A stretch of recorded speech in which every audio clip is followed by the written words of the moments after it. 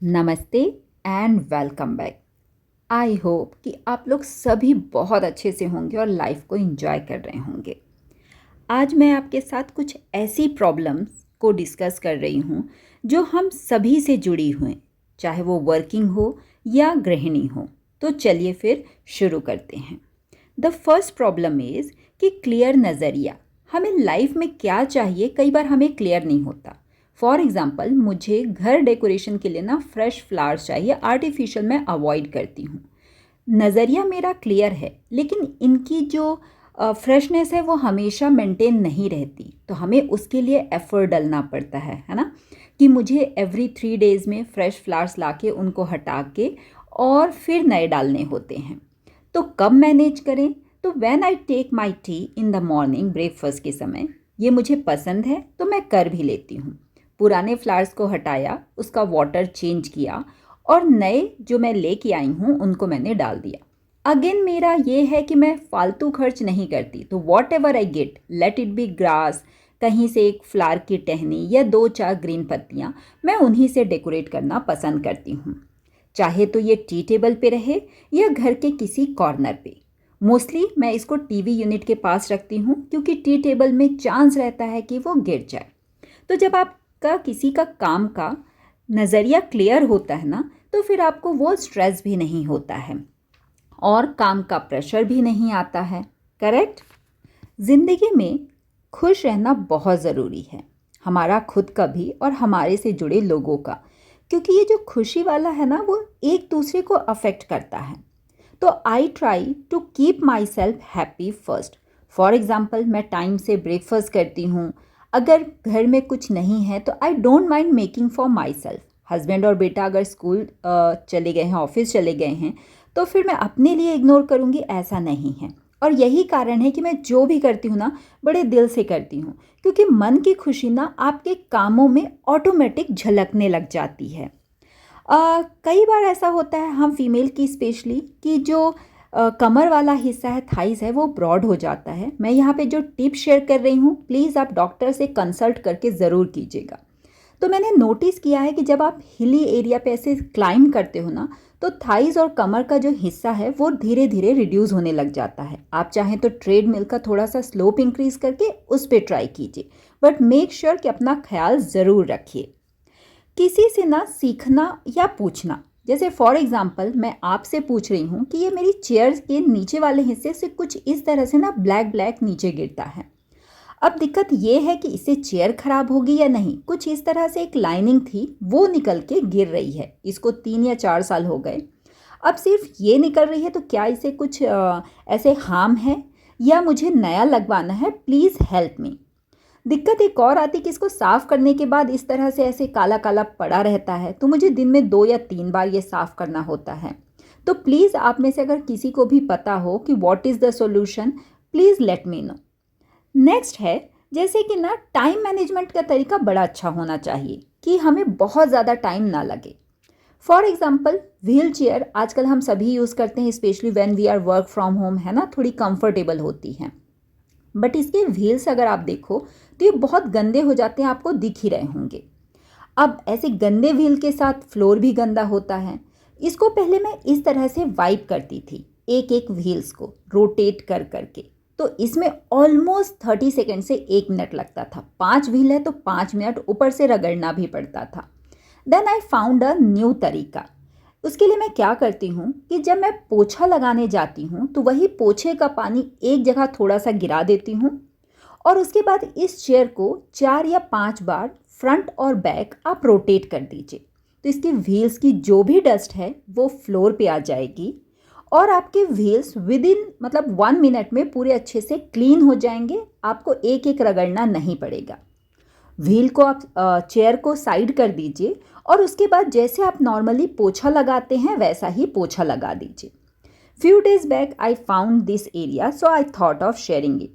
इससे मुझे 3 या 4 मिनट हर बार सेव हो जाते हैं और मुझे ये काम करने में आलस भी नहीं आता।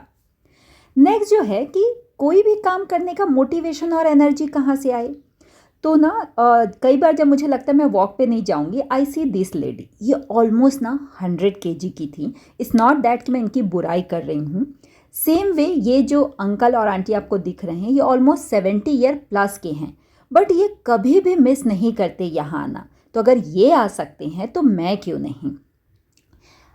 स्ट्रेस जो है ना बड़ी अजीब चीज़ है।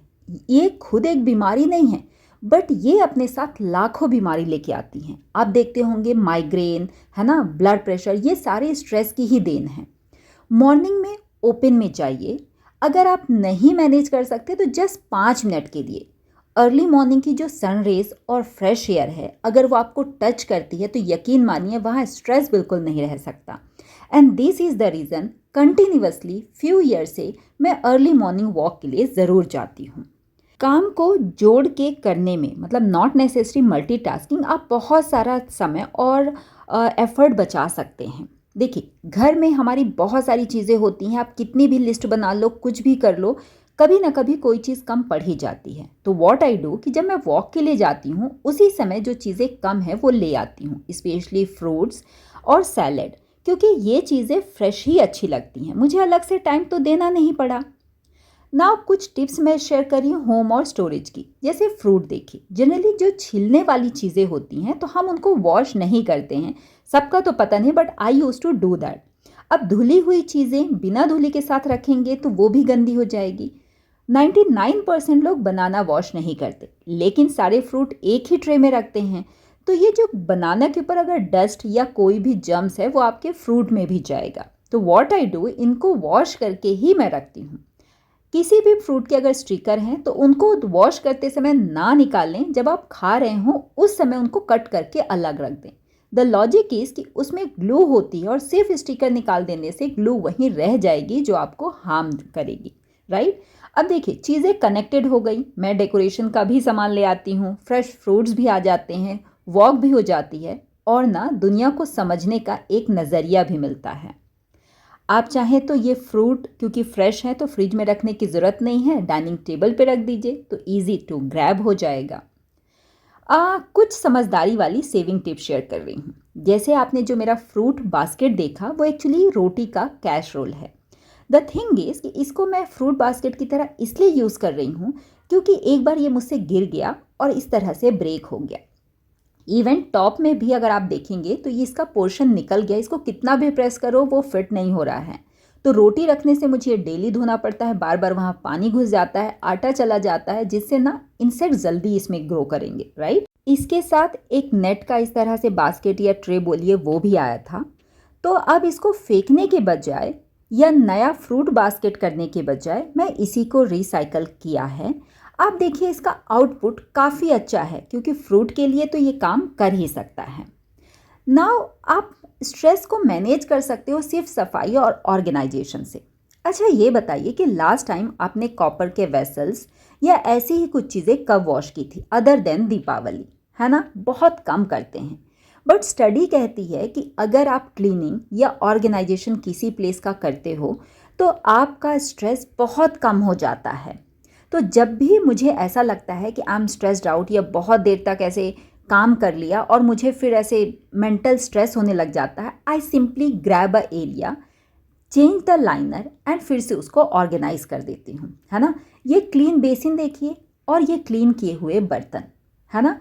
मतलब पता नहीं क्यों ऐसा सेटिस्फैक्शन होता है, साइकोलॉजिकल होता है या वॉट एवर, जब कंप्लीशन की फीलिंग आती है ना तो आप स्ट्रेस से दूर जाते हो। और आज की सबसे बड़ी यही डिमांड है कि स्ट्रेस और टेंशन को अपने से जितना दूर रखेंगे, खुशी और सेटिस्फैक्शन उतना ही आपके पास आएगा। एक और एग्जांपल देखिए, कभी आपने देखा है कि जो पानी का बर्तन है जब वो धीरे धीरे फिल होता है, isn't it so satisfying. See this, है ना। जब ये एक एक करके ऊपर आ रहा है, इसको हम कवर कर रहे हैं, तो I don't know, I feel थोड़ा सा अच्छा लगता है। मे बी आपको बचकाना लगे। आज के लिए इतना ही। लाइफ को ना इंजॉय करते रहिए क्योंकि अलग से कोई मोमेंट नहीं आएगा जो आपको इंजॉयमेंट के लिए मिलेगा। तो this is the right time. Bye bye.